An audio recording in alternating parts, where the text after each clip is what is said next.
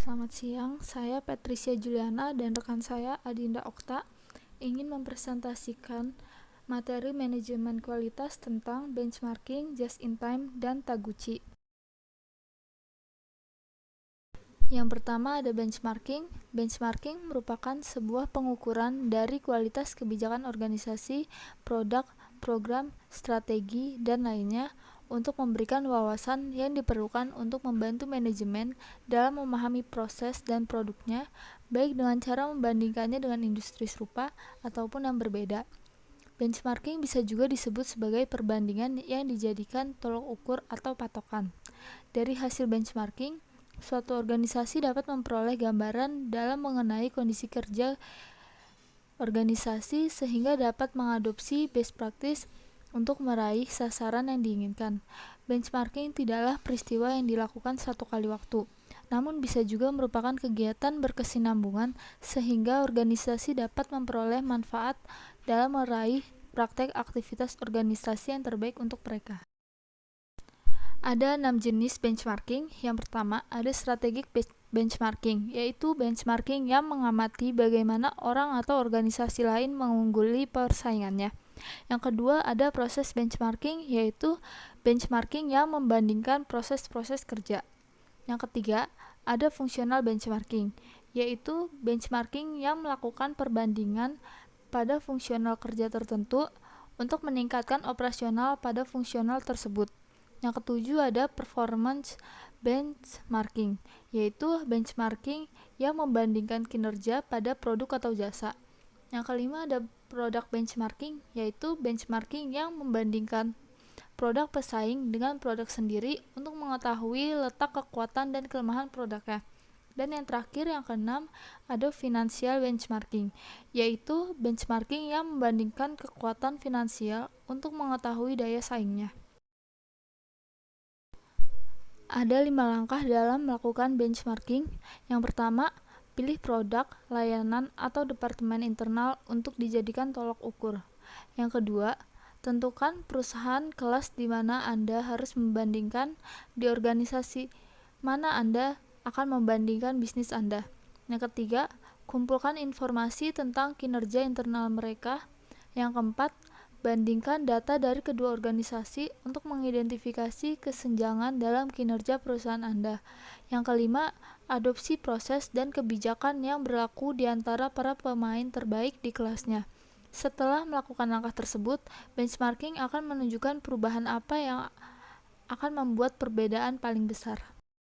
Menurut Robert Kemp, terdapat 6 bagian utama benchmarking. Yang pertama, identifikasi problem. Kita harus tahu apa yang hendak dijadikan subjek.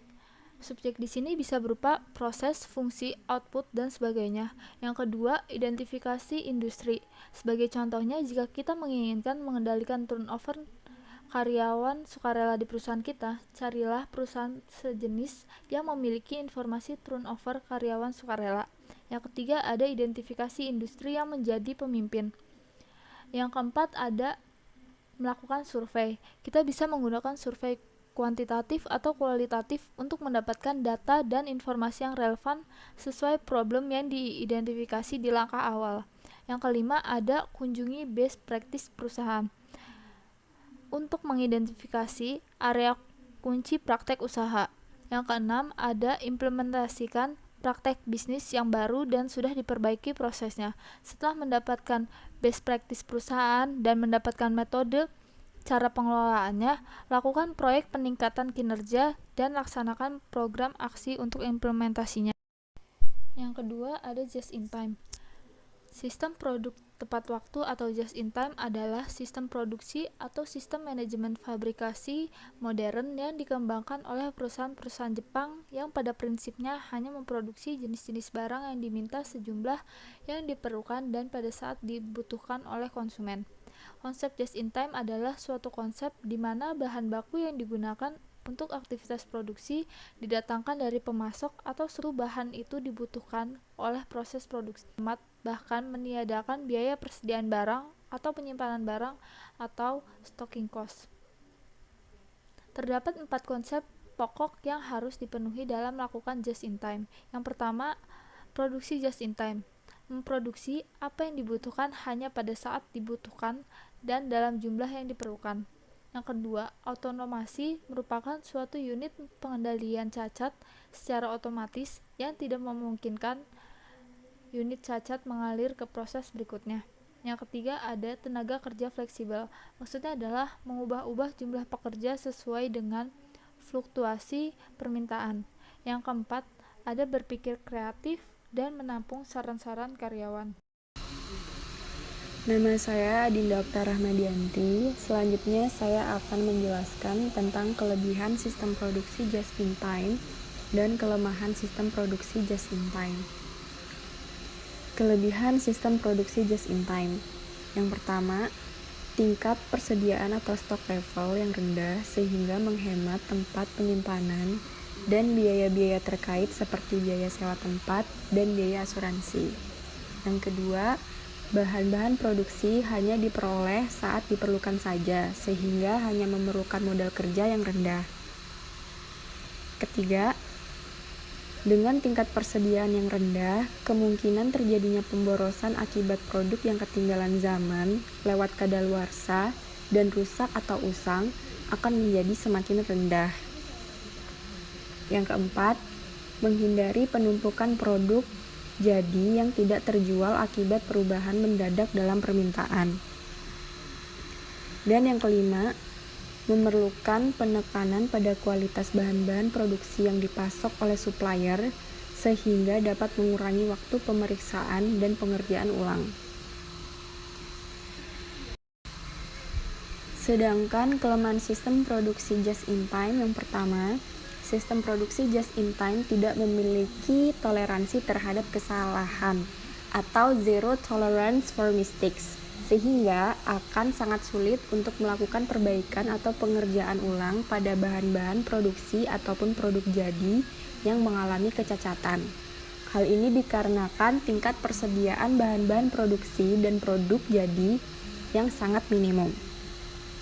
Kedua, ketergantungan yang sangat tinggi terhadap pemasok baik dalam kualitas maupun ketepatan pengiriman yang pada umumnya di luar lingkup perusahaan manufacturing yang bersangkutan. Keterlambatan pengiriman oleh satu pemasok akan mengakibatkan terhambatnya semua jadwal produksi yang telah direncanakan. Yang ketiga, biaya transaksi akan sangat relatif tinggi akibat frekuensi transaksi yang tinggi. Dan yang keempat, perusahaan manufacturing yang bersangkutan akan sulit untuk memenuhi permintaan yang mendadak tinggi. Karena pada kenyataannya tidak ada produk jadi yang lebih. Berikutnya adalah konsep Taguchi. Metode Taguchi yang juga dikenal dengan Taguchi Design atau Robust Design adalah rancangan percobaan yang memungkinkan perusahaan untuk memilih produk ataupun proses yang berfungsi lebih konsisten di lingkungan operasi. Taguchi membagi konsep kualitas menjadi 4, yaitu yang pertama, kualitas harus didesain ke dalam produk dan bukan sekedar memeriksanya. Kedua, kualitas terbaik dicapai dengan meminimumkan deviasi dari target.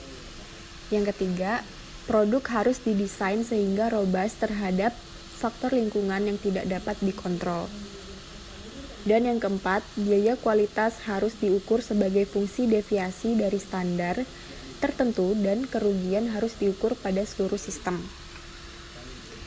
Metode Taguchi merupakan offline quality control yang artinya pengendalian kualitas yang preventif. Sebagai desain produk atau proses sebelum sampai pada produksi di tingkat shop floor.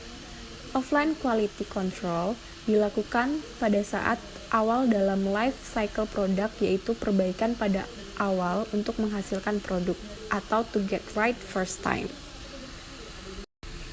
Selanjutnya, kontribusi Taguchi pada kualitas adalah yang pertama, loss function, merupakan fungsi kerugian yang ditanggung oleh masyarakat atau produsen dan konsumen akibat kualitas yang dihasilkan. Bagi produsen yaitu dengan timbulnya biaya kualitas, sedangkan bagi konsumen adalah adanya ketidakpuasan atau kecewa atas produk yang dibeli atau dikonsumsi karena kualitas yang jelek. Yang kedua, orthogonal array, Orthogonal array digunakan untuk mendesain percobaan yang efisien dan digunakan untuk menganalisis data percobaan. Orthogonal array digunakan untuk menentukan jumlah eksperimen minimal yang dapat memberi informasi sebanyak mungkin semua faktor yang mempengaruhi parameter. Bagian terpenting dari orthogonal array terletak pada pemilihan kombinasi level dari variabel-variabel input untuk masing-masing eksperimen. Dan yang ketiga adalah robustness, yang artinya meminimasi sensitivitas sistem terhadap sumber-sumber variasi. Sekian dari kelompok kami, kurang lebihnya mohon maaf. Wassalamualaikum warahmatullahi wabarakatuh.